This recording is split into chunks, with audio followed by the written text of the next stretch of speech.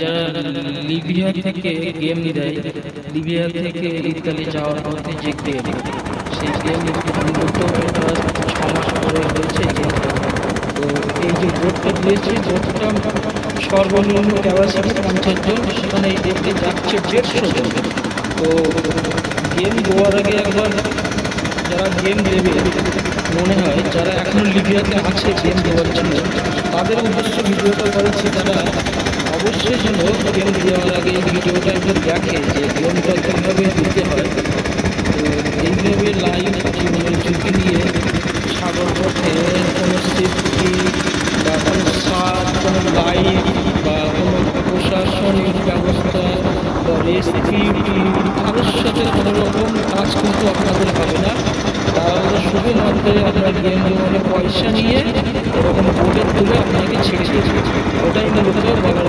যদি না পৌঁছতে পারে ডুবে যাবে। কিছুদিন আগে একসঙ্গে 4খানা বোট ছেড়েছিল, 4টে বোর্ডের থেকে একটা বোর্ডে 125 জন করছিল, তাতে একটা বোর্ড ডুবে গিয়েছিল আর 3টি বোর্ড রেস্কিউ টিম ওরা উদ্ধার করেছিল। তো যারা বলে অ্যাকচুয়ালি যে ইতালিতে যাওয়া গেম মূলত এটাই হচ্ছে গেম পুলিশের নজর ফাঁকি দিয়ে এইভাবে জীবনের ঝুঁকি নিয়ে, ওটাই বলে গেম। তো এই গেমে যাওয়ার আগে সবারই একবার চিন্তা ভাবনা করা উচিত। এই যে দেখতে পাচ্ছেন এখানে যাচ্ছে 4-5 দিন চলতে থাকবে। তো এই রেস্কিউ টিম মনে করলে এদেরকে আবার ধরে আবার নিয়ে যাবে জেলে, মানে জেল থেকে প্রায় 10 লাখ, 15 লাখ, 5 লাখ, 20 লাখ এরকম খরচ করতে হবে, খরচ করে আবার বাইর করতে হবে। তো এখানে কোনো নিশ্চিত নেই যে এরা পৌঁছতে পারবে কিনা। যদি পৌঁছে যায় বলে চায় তো খুবই ভালো।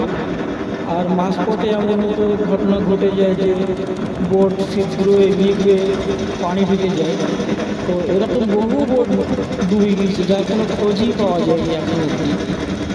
তো এই যারা মানে অ্যাকচুয়ালি এই বোটটা তো সমুদ্রে চালানোর জন্য না, এই যে বোটটা দিয়েছে যে দালাল মারফত, এই বোটটা যে ড্রাইভার চালাচ্ছে, ড্রাইভারটা অ্যাকচুয়ালি সেও এই গেমের জন্য প্রস্তুত, এবং সে নিজেও জানে না যে বোটটা কীভাবে চালাতে হয় বা কোথায় যাচ্ছে। সম্পূর্ণ একটা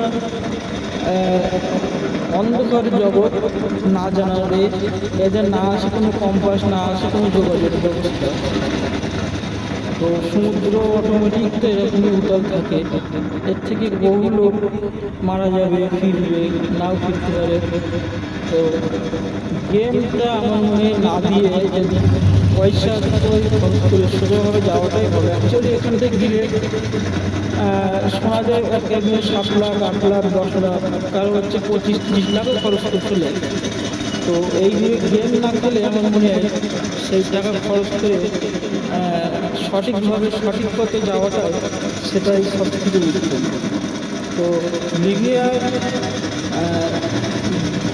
যাওয়া মানে গেম ঘরে যখন রাখে প্রচুর অত্যাচার, খাওয়া দাওয়া থাকে না, মারধর, ঘা বেরিয়ে যায়, প্রস্রাব পায়খানা কিছুই করতে দেয় না।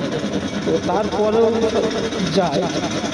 তো যাওয়ার আগে একবার তাদের এই ভিডিওটা দেখা উচিত। অ্যাকচুয়ালি যে গেমটা অনেকে বিষয়টা নিজের চোখে দেখিনি, নতুন নতুন শুনেছে যে গেম দিতে হয়।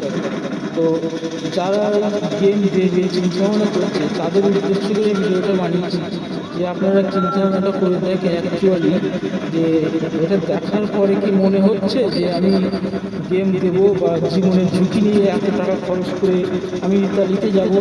ইতালিতে গেলে কী হবে, টাকা বেশি ইনকাম হবে, কিন্তু এখান থেকে ইতালি যেতে যে টাকা খরচ, আমার দেশে যে বসে থেকে সেই জায়গায় আমি একটা ভালো ব্যবসা করি না, ইতালি থেকে বেশি ইনকাম করতে হবে।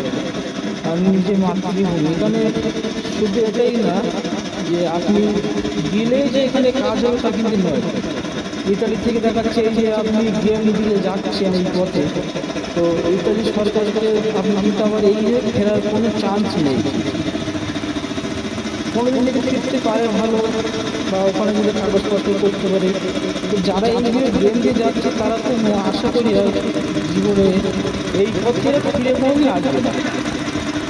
প্রত্যেকের মুখে একটাই গল্প যে যত কষ্ট হোক এই পথে আমরা আর আসবো না, এসে পড়েছি।